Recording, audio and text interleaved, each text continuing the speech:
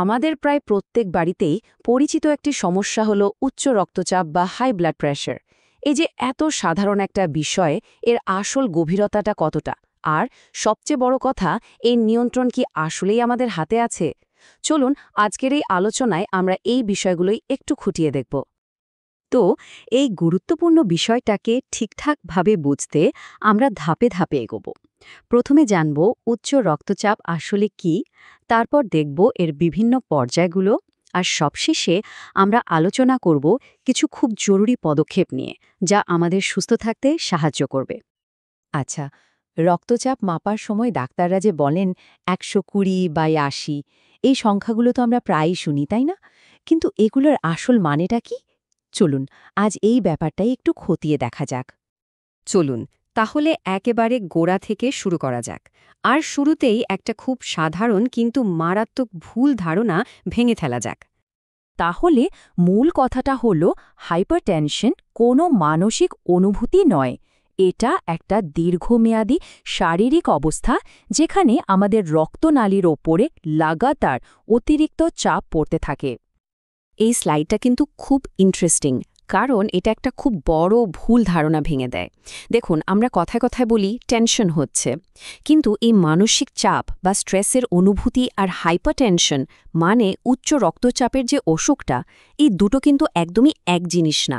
হ্যাঁ, দুশ্চিন্তা হলে সাময়িকভাবে ব্লাড প্রেশার হয়তো একটু বাড়তে পারে, কিন্তু হাইপারটেনশন হলো একটা দীর্ঘমেয়াদী শারীরিক সমস্যা, যার সঠিক কন্ট্রোল দরকার। আর একে যে সাইলেন্ট কিলার বা নীরব ঘাতক বলা হয়, তার কারণটাও কিন্তু এটাই।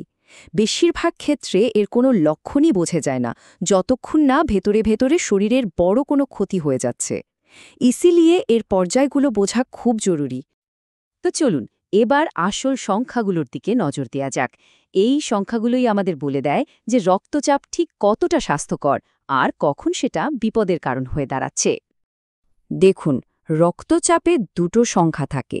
ওপরেরটা অর্থাৎ সিস্টলিক হলো যখন হার্ট পাম্প করে সেই সময়ের চাপ, আর নিচেরটা ডায়াস্টলিক হলো দুটো পাম্পের মাঝের বিশ্রামের সময়ের চাপ।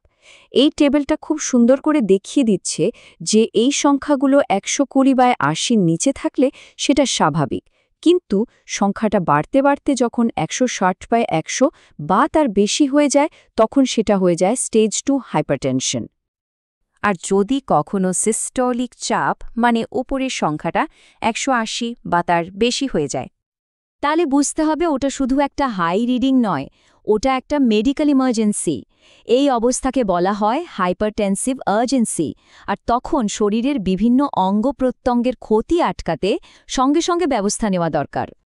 যাদের রক্তচাপ প্রি হাইপারটেনশন পর্যায়ে আছে বা যাদের হাইপারটেনশন ধরা পড়েছে, সবার জন্য কিন্তু লড়াইটা শুরু হয় জীবনযাত্রার কিছু পরিবর্তন দিয়ে। এটাই হলো চিকিৎসার প্রথম এবং সবচেয়ে গুরুত্বপূর্ণ ধাপ। আর এই পরিবর্তনের জন্য রয়েছে 6টা মূল স্তম্ভ: শরীরের ওজন ঠিক রাখা, খাদ্যাভ্যাসে বদল আনা, অ্যালকোহল, ধূমপান, ক্যাফেইন জাতীয় জিনিস কমানো, নিয়মিত ব্যায়াম করা, পর্যাপ্ত ঘুম আর বিশ্রাম নেওয়া, এবং মানসিক চাপকে নিয়ন্ত্রণে রাখা। যখন খাদ্যাভ্যাসের কথা আসে, তখন প্রথমেই মাথায় আসে লবণ কমানোর কথা। কিন্তু লবণ মানে শুধু পাতে নেওয়া কাঁচা লবণ নয়। আচার, পাঁপড়, চানাচুর, এমনকি অনেক প্রসেসড ফুডেও প্রচুর পরিমাণে লবণ বা সোডিয়াম লুকিয়ে থাকে, যা আমাদের রক্তচাপ বাড়িয়ে দেয়। তবে শুধু কিছু খাবার বাদ দিলেই হবে না, কিছু ভালো খাবার যোগ করাও কিন্তু সমান জরুরি। যেমন ধরুন ফল, শাকসবজি, ডাবের জল, এইসব খাবারে প্রচুর পটাশিয়াম থাকে, যা শরীরে সোডিয়ামের খারাপ প্রভাবকে কমাতে সাহায্য করে এবং স্বাভাবিকভাবে রক্তচাপ নিয়ন্ত্রণে রাখে। এখানে একজন চিকিৎসকের একটা কথা খুব গুরুত্বপূর্ণ। অনেকেই ভাবেন সাধারণ লবণের বদলে সৈন্ধব লবণ বা পিঙ্ক সল্ট খেলে হয়তো ক্ষতি কম হবে, কিন্তু কথাটা হলো, লোহাকে ভাজলে যেমন সেটা লোহাই থাকে, তেমনি যে কোনো নুনই আসলে সোডিয়াম ক্লোরাইড। তাই সব ধরনের নুনই পরিমিত পরিমাণে খাওয়া উচিত। আচ্ছা, জীবনযাত্রার পরিবর্তনের কথা তো হলো, এবার চলুন ঔষধের ভূমিকা নিয়ে কথা বলা যাক। আর এই প্রসঙ্গে একটা খুব সাধারণ ভয় নিয়ে আলোচনা করা যাক। যখনই ডাক্তার কাউকে প্রথমবার রক্তচাপের ওষুধ দেন, প্রায় সবার মনেই এই প্রশ্নটা আসে, এই ওষুধ কি আমাকে সারা জীবন খেতে হবে? আসুন ঝুঁকিগুলোকে একটু পাশাপাশি রেখে দেখি। হ্যাঁ, ওষুধের কিছু পার্শ্ব প্রতিক্রিয়া থাকতে পারে, যা ডাক্তারের পরামর্শে সামলানো যায়। কিন্তু যদি উচ্চ রক্তচাপের চিকিৎসাই না করা হয়, তার ঝুঁকিগুলো কিন্তু অনেক মারাত্মক। Stroke, heart attack, kidney failure এগুলো জীবনের জন্য হুমকি স্বরূপ, এবং একবার হয়ে গেলে তার ফেরানো যায় না। চলুন একটা বাস্তব উদাহরণ দেখা যাক। একজন রোগী ডাক্তারের লিখে দেওয়া ওষুধ প্রায় 10 বছর ধরে খেয়ে গেছেন, কিন্তু এর মধ্যে আর কোনো ফলো আপ করাননি।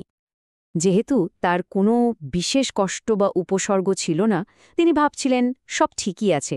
কিন্তু তিনি জানতেই পারেননি যে ওষুধ খাবার পরেও তার শরীরে কিডনির অসুখ নীরবে বেড়ে চলেছিল।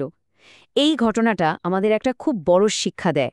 ওষুধ রক্তচাপ নিয়ন্ত্রণে রাখলেও শরীরের অন্যান্য অঙ্গের অবস্থা জানতে নিয়মিত চেক করাটা অপরিহার্য।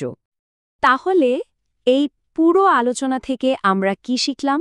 সুস্থ থাকার জন্য আমাদের ঠিক কোন কোন পদক্ষেপগুলো নেওয়া উচিত? এখানে কয়েকটা একদম সহজ কিন্তু ভীষণ জরুরি পদক্ষেপের কথা বলা আছে, যেমন নিয়মিত বাড়িতে ব্লাড প্রেশার মাপা, হার্ট আর কিডনির অবস্থা জানতে নির্দিষ্ট সময় পরপর চেক করানো, আর হ্যাঁ, লবণ খাওয়াটা তো কমাতেই হবে, মানে ড্রাস্টিকভাবেই কমাতে হবে। এর সাথে শরীরচর্চা আর ওজন নিয়ন্ত্রণে রাখাও কিন্তু সমান জরুরি। আর শুধু নিজেরা করলেই হবে না, বাড়ির বাকিদেরও চেক করানোর জন্য উৎসাহ দেওয়া উচিত। দেখুন, যে কোনো সমস্যার সমাধানের প্রথম ধাপ হল সেই সমস্যাটা সম্পর্কে জানা। আজ আমরা সেটাই করলাম। এখন আসল প্রশ্নটা হলো, এই জ্ঞানকে কাজে লাগিয়ে আমরা কি নিজেদের স্বাস্থ্যের নিয়ন্ত্রণটা নিজেদের হাতে তুলে নিতে প্রস্তুত?